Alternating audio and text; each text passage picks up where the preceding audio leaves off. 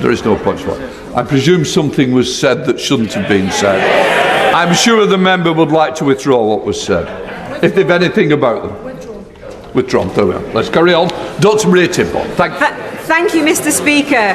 Mr. Speaker, St Hilda's Girls' School looks set to join Emmanuel Jewish Prep as the second school in Bushey alone forced to close because of Labour's VAT hike. This is a double hit to aspiration. First, the parents, many of whom not wealthy, who have described the significant sacrifices they have made to send their children to these schools. And secondly, to the excellent local state schools, including the one that I attended, which simply do not have the places, meaning this policy won't even save money. So may I therefore urge the Prime Minister, even at this late stage, to look again at the failures in this policy. I don't doubt the aspirations of all parents in relation to their children. But I mean all parents. What we've been able to do is to make sure we release the funding to ensure that our state secondary schools have the teachers they need. And there's no point the party opposite pretending that they're interested in state education when they left them without the teaching they needed. Dr. Maria Timbon.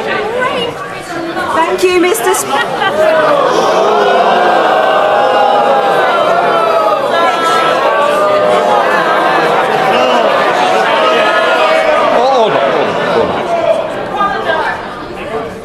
There is no point for it. I presume something was said that shouldn't have been said. I'm sure the member would like to withdraw what was said, if they've anything about them. Withdrawn. There we are. Let's carry on. Dr. Maria Timbon. The latest Prime Minister's question session saw a dramatic collapse into chaos as tensions flared between the Conservative and Labour benches, underscoring the increasingly bitter exchanges that have come to define the current political landscape. What began as a heated but structured debate over education funding quickly spiraled into disorder when a Tory frontbencher, Shadow Environment Secretary Victoria Atkins, heckled Keir Starmer, accusing him of lying. The comment, shouted across the chamber with little regard for parliamentary decorum, immediately ignited an uproar, with Labour MPs demanding an apology while Speaker Lindsay Hoyle stepped in to restore order.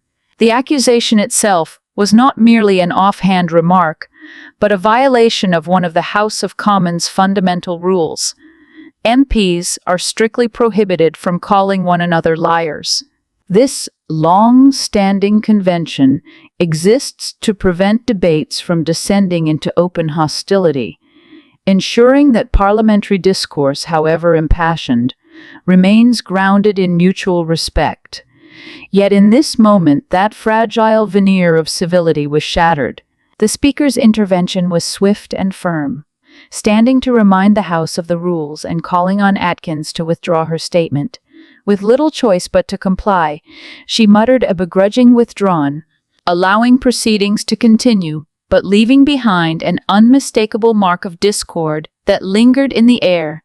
But that sense of composure was short-lived, quickly giving way to the acrimonious tribalism that so often characterizes modern British politics. Starmer's critique of the Conservatives' education policies, accusing them of neglecting state schools while pretending to champion them, clearly struck a nerve. The intensity of the response from the Tory benches, culminating in Atkins' outburst, revealed a deeper frustration simmering within the party.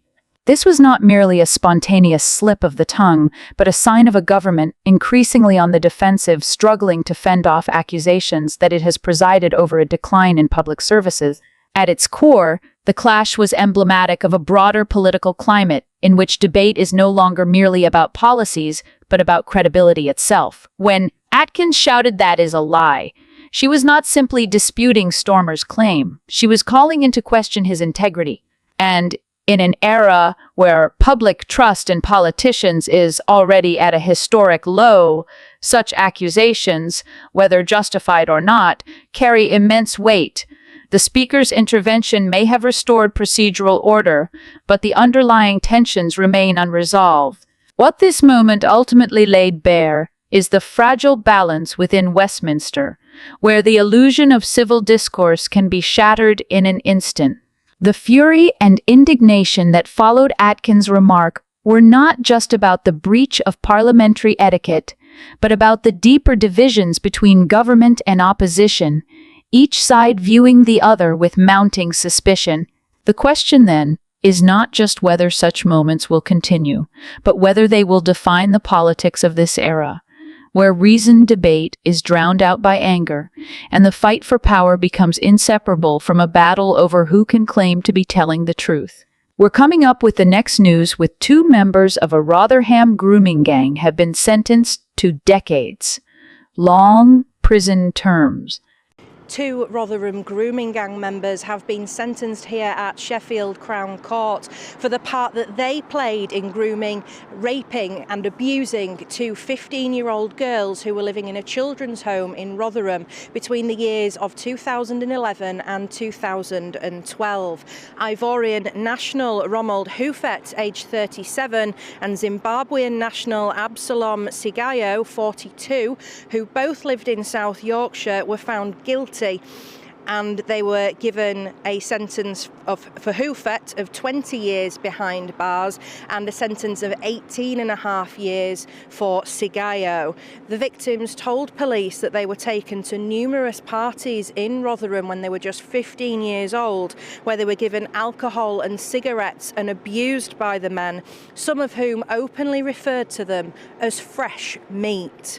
Now, the National Crime Agency said that the victims had been raped countless times, with one victim reporting being raped 2 to 3 times a week by Sigayo, and once waking up to finding him attempting to rape her. Both survivors moved away from Rotherham so that they would not see these 2 defendants.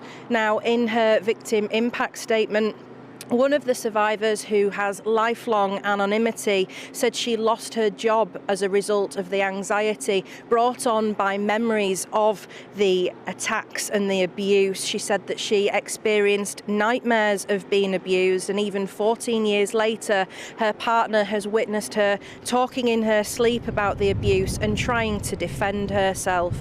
She said in her statement, "I don't blame myself anymore. I know when I was a vulnerable child, I was targeted and raped, and it was not my fault."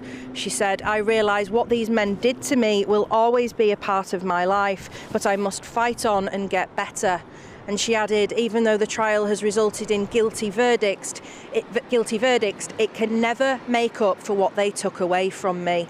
The other survivor, who also has lifelong anonymity, had her statement read in the court. She said she waited for 10 years to get justice and said that her life has been on hold for years. She said, "I was 15 years of age when I was living in the children's home and thought we were in control and knew what we were doing. Now I realise just how naive and stupid we really were. For years I blamed myself for what happened, thinking it was my fault for being exploited, abused and just treated like pieces of meat." She said that the defendants would push drinks into their mouths to make sure that the 2 girls were drunk so that they could sexually abuse them. She said, "Thinking about it makes me feel sick, and for years I suffered with nightmares." She said that she also struggles with anxiety and that she cannot stand the smell of cider and other drinks that remind her of the men. She added, "My new baby is a distraction, but having a daughter makes me worry about the future and how to keep her safe." Now, these convictions are the latest in the National Crime Agency's Operation Stovewood investigation that identified more than 1,100 victims of child sexual exploitation in Rotherham between 1997 and 2013. And it was established after the landmark J report, which found hundreds of girls had been abused by gangs of men, mainly of Pakistani heritage, in the town of Rotherham.